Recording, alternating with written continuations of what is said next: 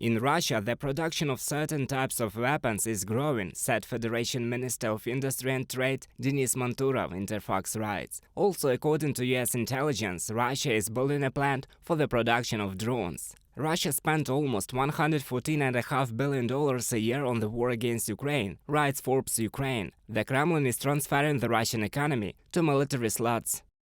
The only problem is that a 2 or even 12-fold increase in production is observed at enterprises that work not to increase prosperity, not to meet the needs and effective demand of households, but to kill and destroy. The production of means of destruction employs tens of thousands of workers who are sorely lacking in the production of everything else, less bloodthirsty. From the publication of Radio Liberty. The Kremlin spends huge amount of coal, steel, water and electricity on the militarization of Russia. Experts know that the resources devoted to the construction of lowered defense lines would be enough to improve several depressed areas in central Russia. The Kremlin, having lost hope of attracting ideological volunteers to the war, is luring Russians into the trenches, offering warriors bonuses. Spending on military personnel has grown, but not in favor of improving their provision. First of all, it's about payments. On the one hand, there are monthly payments, on the other hand,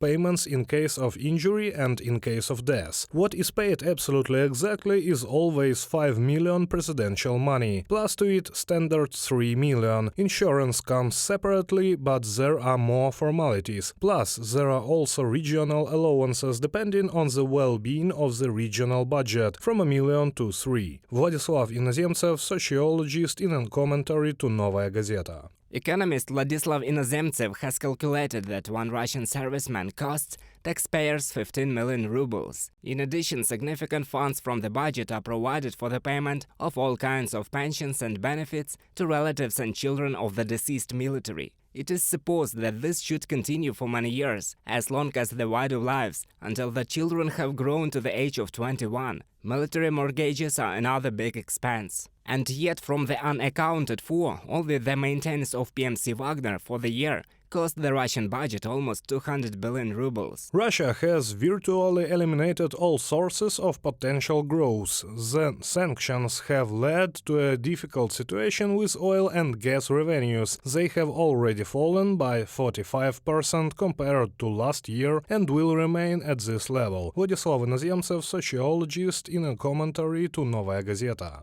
The country's over-militarization has meant that Russia can finance the war with domestic debt. But that's not good news for Russians, experts say. Here you can describe the phrase of our director Bykov in the film "Everything is normal, we are falling." This is the state of the Russian economy. What we are seeing now, the central bank says that it will raise the discount rate. There are problems, they are growing, and inflation is slowly eating up what is in Russia in order to somehow stop it. Central Bank of Russia takes this step, it is quite unpopular. It increases the cost of taking loans. You cannot take loans, you cannot have development, because this is a component of development. Experts believe that due to the militarization of the country, millions of Russians will greatly lose their salaries. The general forecast is that the population should prepare for the fact that the average cash income will decline by 2-3% per year for 3 years. Reported by Roman Smoler, Angelika Brushnevska,